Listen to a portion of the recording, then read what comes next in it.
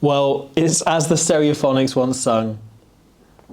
Yeah.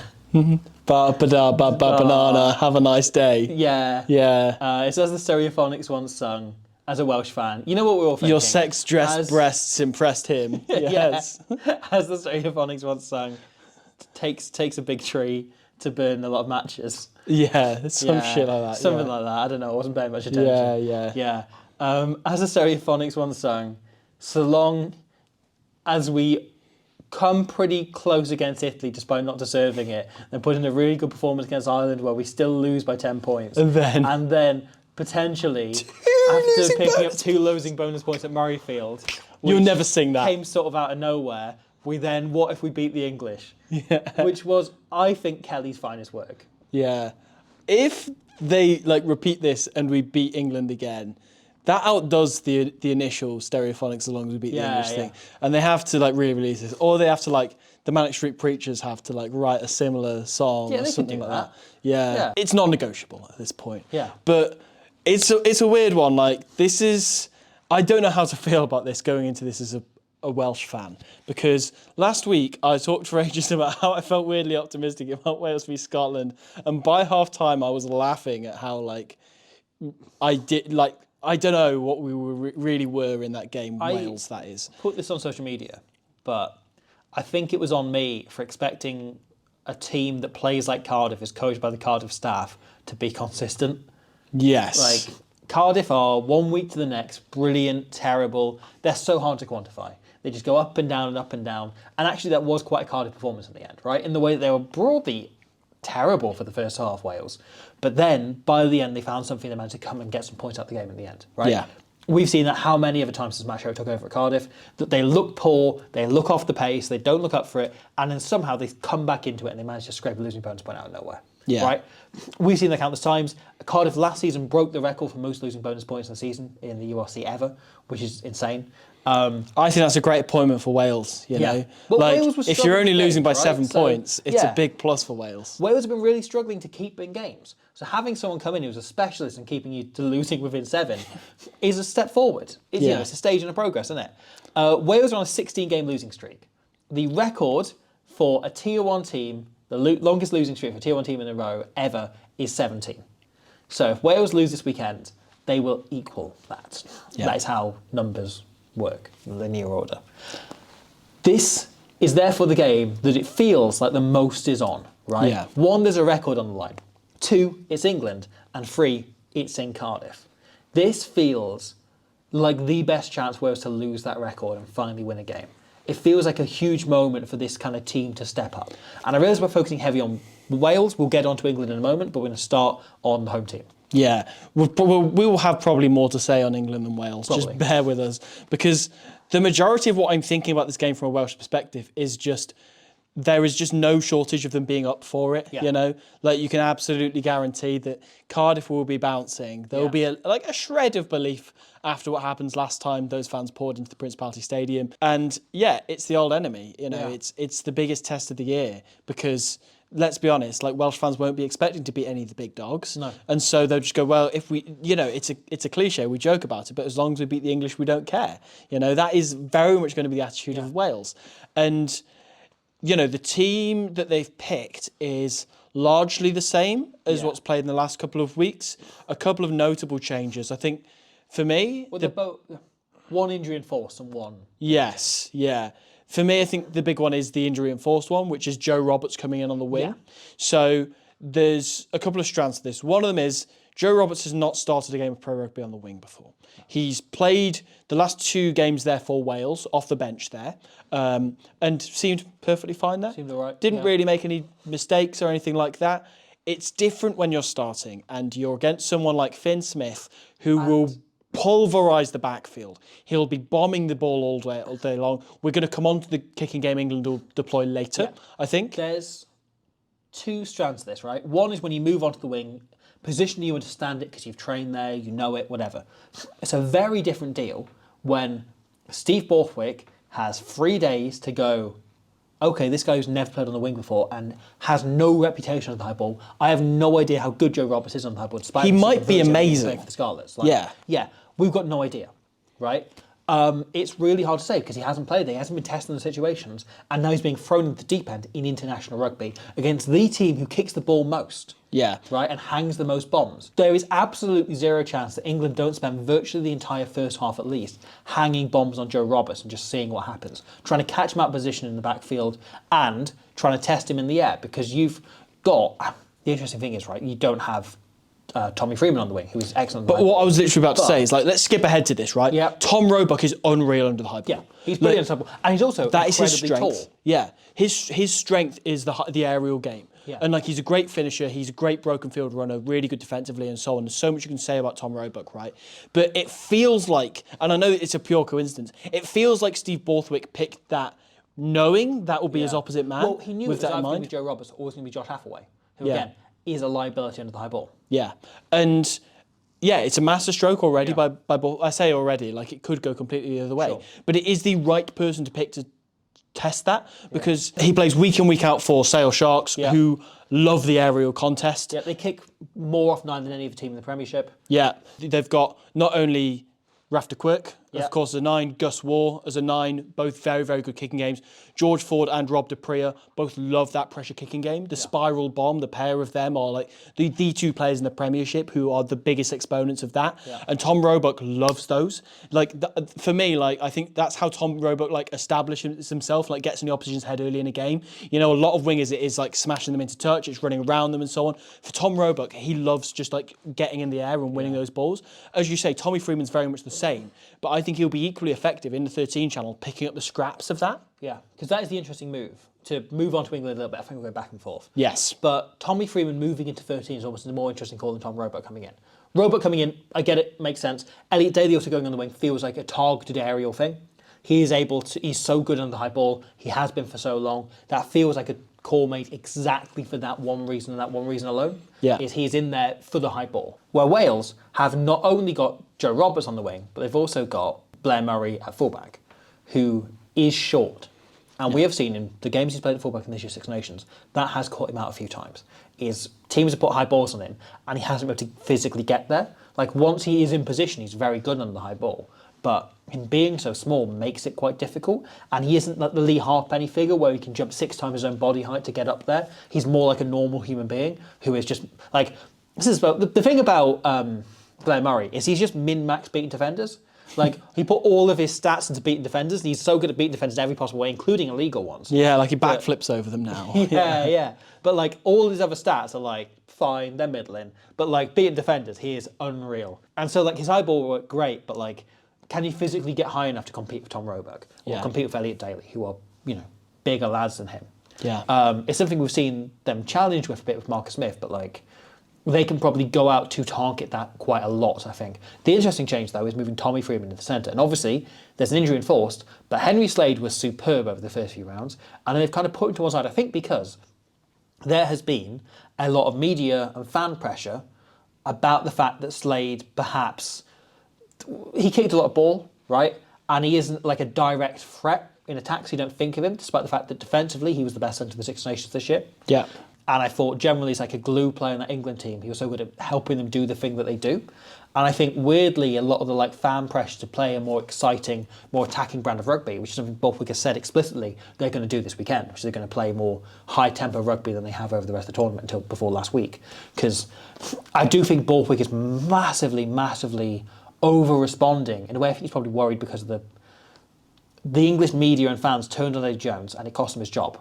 And I think Borthwick is so aware of that. So he threw away his game plan in the autumn to try and play more conservative rugby to win games because he was worried people were saying like, oh, we're not winning games, we want to be winning games. People start calling them Borwick and Borthwick, don't they, you know? And now they're winning games but they're playing boring rugby. As you know, we're going to play exciting rugby.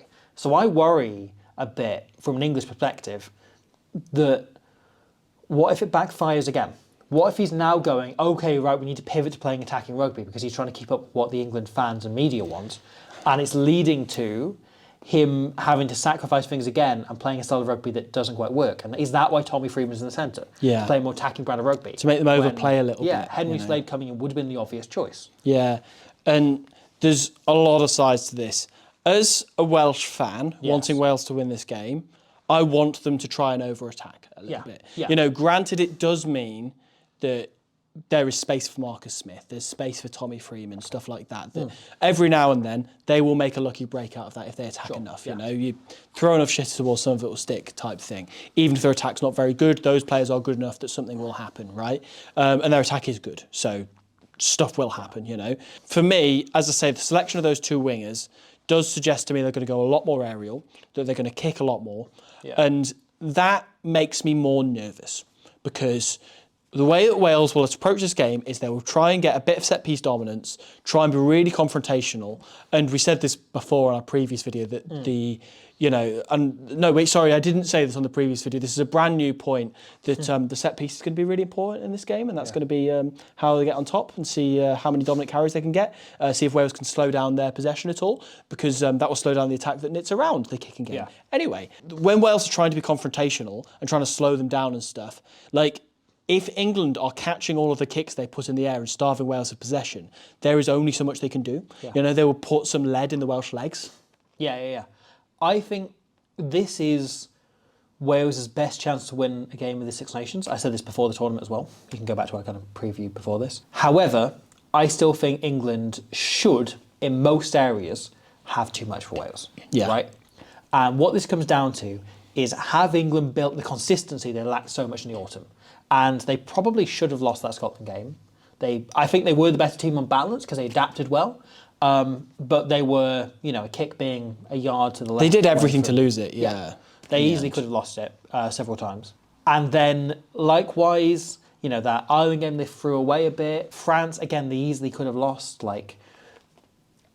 We haven't seen a step forward, I think, in terms of them being able to keep up that consistency of doing it week in, week out from the autumn, where they were brilliant against the All Blacks, missed the drop goal at the end, but that game basically felt like a draw. It felt very even-handed. And it felt like that was England stepping up into being one of the big teams in the world, kind of making that big four at the minute into a big five. They then lose to Australia because they can't keep that intensity up week to week. They keep it up for about 20 minutes and they drop off enormously. And we saw it against Fiji before the World Cup, and we've seen it throughout the years. We saw it a little bit against Italy in the second half last year in the Six Nations. And you can make an argument last week as the first half. But this has to be, from an English point of view, their game where they come out and go, no, we are going to stamp our authority all over this and prove that we're a big team. We'll put a team that should be worse than us to bed. However, my gut just says that isn't coming. And this is why I worry, if I, from an English perspective, would be worried about them overplaying and them changing their game plan and them looking at new things when what they need to be doing is just putting down a statement of intent and focusing on set piece, focusing on their kicking game, focusing on their defence getting more aggressive again, because it's got less and less aggressive designations. Open up as it goes along. Those unstructured scenarios will come eventually. And obviously they want to get a bonus point because they want to win the tournament, right? And that bonus point helps them out enormously for being in the hunt. At the very least, it can mean they finish second instead of third. But the thing is, with that, it takes 10 seconds to score a try.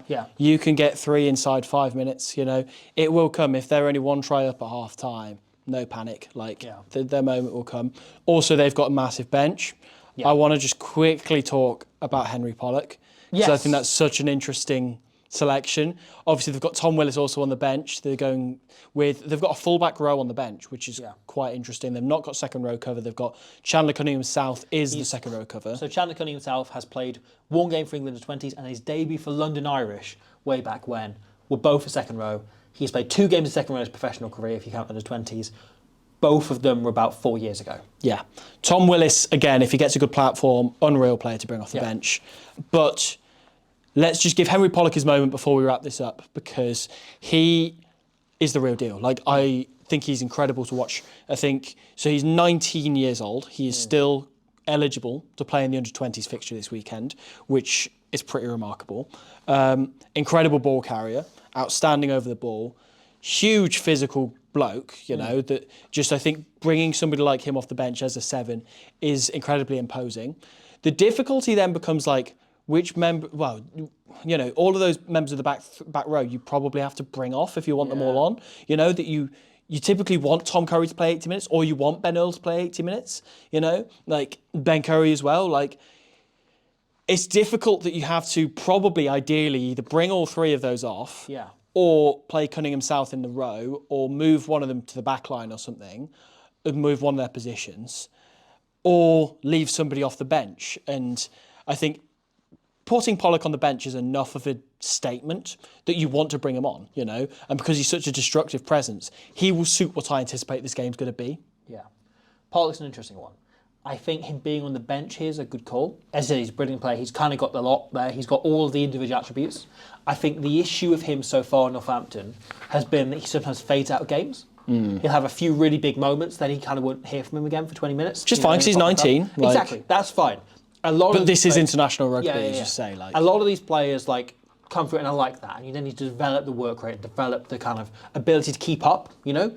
Because you forget, right? A year ago, he was playing, like 4 divisions down or something from the Premiership? Like, suddenly he's jumped right up. And this happens sometimes, right? Is you don't get used to that intensity. This body's still getting used to it. And you do think that international level is an even bigger jump up. And it's, can he maintain a work rate for that period, right? I think he has the absolute ability to impact a game. And if you're bringing him on for 10 minutes, I think he can turn this game. I think if Wales got a small lead, he could come on and win it, right? Yeah. That doesn't mean if England had a game next week, he should necessarily be in the place to start it.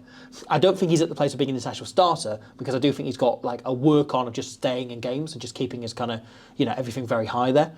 However, I think we've absolutely seen enough that he can impact at the highest possible level, 100%. and he could win a game for England here. The other player you want to mention on the bench is George Ford. yes. Who is coming out of nowhere, not played a minute this year Six Nations, is back in on the bench, which, interesting call if this game gets tight in the later stages. But Plays into what we were saying about spiral bombs earlier. yeah, also comes back to, there have been rumours that he was going to retire after this year's Six Nations. So there's the possibility this could be his last game. A sentiment England. pick. Yeah. So he's been given a shot, putting 3... So England have got 4 open sides and 3 10s in their team, which is insane when you get 23 players, but go with it. I'm all for George Ford getting a big retirement send-off. I hope he scores a consolation drop goal late on to make the score... 30 points to 3. Yeah, 30 points to 6, I was going to say. Yeah, I'll allow him it. Yeah, I do want to talk a little bit about Wales, because we only really talked about the Welsh team rather than how they play. And I think that's interesting, because the attack did not function as well against Scotland as it did against Ireland. Part of that is the surprise that Ireland didn't know how they're going to play. Where Scotland did, able to do the research a bit, and able to fly up and also slow their ball down much more than Ireland did. Yeah. And that had a huge knock-on effect. Yeah, and the attack was so drastically different that, you know, there's we've mentioned so many times the whole thing about how scripted it was against France and how they just didn't get a chance against Italy to run it. But the thing of them using waves of attack, they send in a hard runner off 9 and then a forward into like the pseudo boot, you know, like still a hit runner, you know, but more like how you use a winger in a boot rather than how you use a fly half in a boot. And then having another wave of the exact same thing come off them where they maybe have a distributor at the back of them, you know. Like that was quite game-changing for Wales against Ireland, and it got them over the gain line, it got them quicker ball, and it, you know, took a lot more steam out of Ireland than you'd have expected.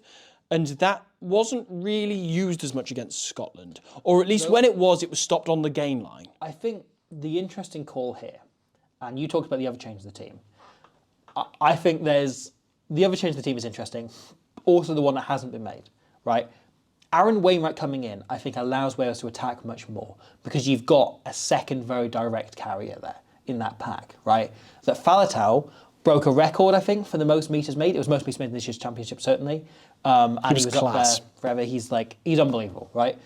And yeah, made a real statement himself, kind of from a Lions point of view as well. Put himself back in the frame out of nowhere over these last 2 weeks, which is amazing to see. And I'd love to see him go again. However, right, bringing in Wainwright gives you 3 genuine carrying options in the back row. And yeah, all 3's work rate is high enough that you're not losing anything in defence. Yes, they don't have a second jackal option specialist like Reffel, but Reffel hasn't been making the turnovers since the France game where he came off the bench. Yeah. Because teams know to target him, teams are looking out for him. He slowed the ball down really well, don't get me wrong, but I don't think we've seen him winning outright turnovers. And actually, Wainwright gives you someone else who can come in and carry very directly, because that Welsh pack is so reliant on Jack Morgan and Tulipe Faletau that Rowlands has been carrying poorly. Dav Jenkins isn't a carrier, and that's fine. That's not his job. His stats have been absolutely through the roof in terms of both the line-up, which I think he's improved so much as a line-up call. That's been one of the kind of quiet stories of the Six Nations. But also his work rate in terms of tackles made, and I think he's top for rucks hit in the Six Nations. I think he's either top or second to Rory Darge. He's up there anyway. Yeah. So he's been brilliant. But then that front row again, right? Nicky Smith is a good carrier, but Wales haven't been using him as a carrier. Elliot D, great disposable carrier. And then Wilgriff John, not really a carrying threat at all. I wonder whether Derry Lake would have come in to give you that as well as an extra carrying threat. Hasn't happened as it is. You get him coming off the bench and he will make an impact. He's a really good number. Get him on early. Yeah. If the game is at all tight at half-time, get him on. Yeah. However, I think Wales having more carrying options allows them to do the thing they did against Ireland much more easily from getting some front football, which they weren't doing against Scotland because Scotland was slowing their ball down so much. Yeah.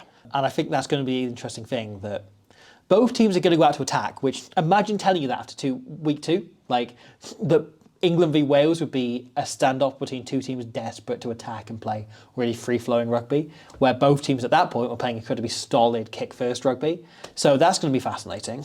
I'm really interested to see how this Welsh attack goes. Yeah, and yet England can do both of those two things you're Yeah. just on about. And it is a case of them picking and choosing which one to lean into and which one will come alive later in the game. If Wales are to end the losing streak and finally win a game, what do they need to do? They need to win the scrum. Yeah. Like for me, it's as simple as that. If they get penalties at scrum time, they can slow everything down. Yeah. You know, if they stop England from moving forward and make it absolute hell for Ben Earl to get positive carries, which he usually does on the back foot anyway, so usually he's all right.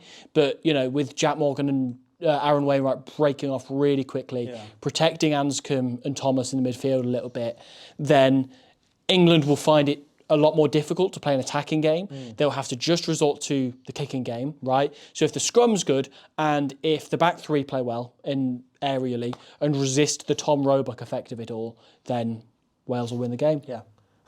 I'd add, be unafraid to kick, right? Yeah. This Sherritt team is obviously looking to attack. They're turning that intent up much more. However, we did see against Scotland a few times. We saw it when Jared Evans came on against Ireland, less so with the first 60 minutes. But the team going backwards and still continuing to play because they've been told what we're doing now is we're going to attack and we're going to play really exciting rugby. And sometimes when you're going backwards, that isn't on. And Wales have got to learn, and Anscombe has done this countless times in his past, so it's just like giving him the license and the freedom to do it and to be himself, is to make sure if they ever go backwards for even a phase, maybe two, kick the ball, keep pressure on, rather than turning bad ball into worse ball. Go full Dan Bigger. Yeah. And go forward, most importantly. Like, keep going forward. I think that is the most important thing for Wales, is to, like, obviously the attack is the key. The attack will be the key, but it has to be underpinned by a kicking game that is working, rather than what Gatland was doing, which is doing a kicking game that is nothing else. You need the kicking game to feed the attack, and that's the key thing I'd add on top of the scrum. Yeah. So the most important thing is with the kicking game, obviously they've got a lot of options, and we didn't really mention that Joe Roberts' left footer. Like Big that's left peg. Yeah, great option to have in the back line. Obviously Ben Thomas, a really good kicker. But most importantly off the bench, Derry Lake, here's a chip kick for you. Coming in from Creel, dislodging the ball. Lake looking for the chip and gather.